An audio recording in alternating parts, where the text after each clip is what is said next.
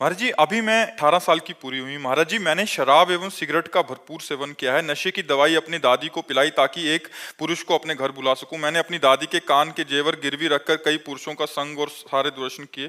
जब ये बात माता पिता को पता लगी तो उन्होंने महाराज जी फोन छीन लिया। महाराज जी, अभी भी मनमाने आचरण कर रही हूँ।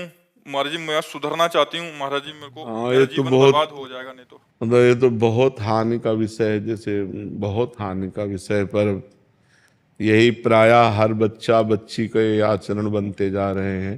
ये जो गर्लफ्रेंड बॉयफ्रेंड एक नशा चला, इसी से सब हमारे महाराज जी, बच्चे स्कूल कॉलेज में प्राय ऐसी स्थिति बनती प्रायः जा रही है सब महाराज जी। सब मतलब बहुत कठिन है। बहुत बहुतों का प्रश्न है और सबकी लगभग हम देख रहे हैं महाराज इसमें हम इसलिए असमर्थ हैं कि अगर आप सुधरना ना चाहो तो आपको कोई सुधार नहीं सकता।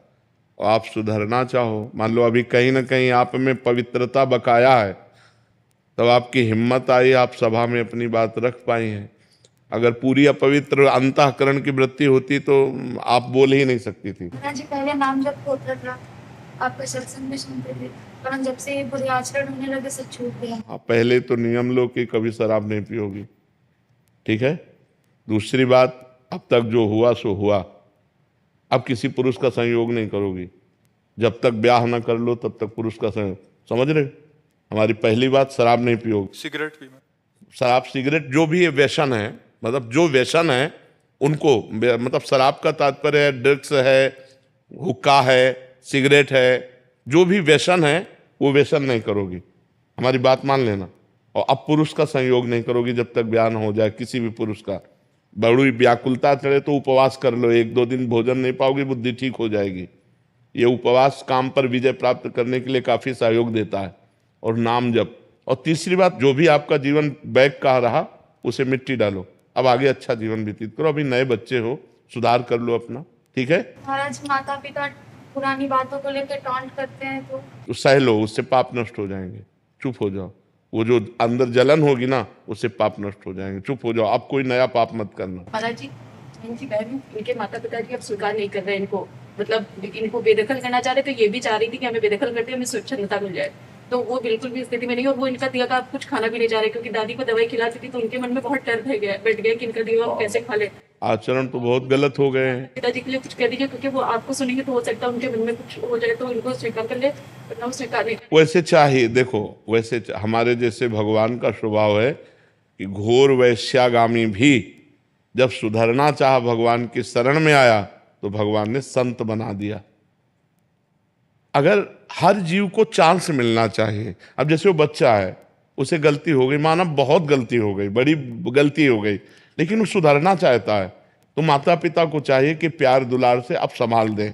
और वो बच्चा जब हमारे सामने कह रहा है कि अब नशा नहीं करेंगे, अब गंदी बात नहीं करेंगे, तो निश्चित सुधार हो सकता है। सबको ही सुधरने का चांस है, सबको चांस है। हम कहते हैं बुढ़ापे तक चांस है। अगर आखिरी में सुधर जाए तो सुधार हो जाए। तो ऐसा नहीं है कि ये गलत है तो फिर उसको जीवन भर हम गलत कह के टॉर्चर करते रहे। नहीं, गलती हो गई, अब उसका सुधार हो जाना चाहिए। और वो सुधरना चाहती है तो उसे चांस देना चाहिए। माता पिता को, बहन भाइयों को चाहिए कि चांस देना चाहिए। अच्छा, बेदखल कर दो, अब वो गंदी बातों में और गिरती चली जाए तो उसका जीवन नष्ट हो जाएगा। माता पिता यद्यपि गलती की है, दंडनीय गलती की है, पर अब उसको क्षमा करके उसको दुलार देते हुए आगे बढ़ाओ।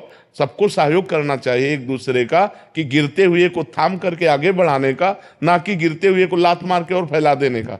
अब माता पिता छोड़ देंगे तो गिरते हुए को और गिरा दिया ना, अब वो तो और स्वतंत्र हो जाएगी और पागलपन चढ़ जाएगा, फिर क्या आएगा अंतिम में, राइट।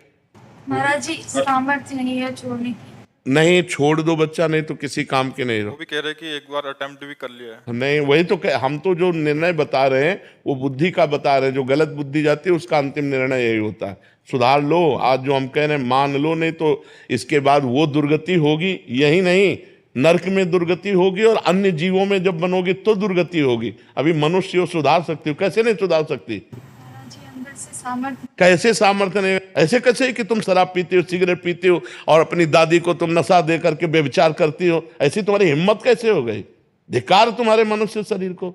अभी तुम्हारे पास शासन नहीं पड़ा, इसलिए तुम्हारी मनमानी चल रही कि मैं ठीक नहीं कर सकती। भय से सुधरते हो। अगर बचपन से सुधारा होता ना तो गंदे आचरण बनते नहीं। पहली बार अगर जो गलती की थी ना, उसी समय तुम्हें शासन में ले लिया जाता तो आप ठीक हो जाती।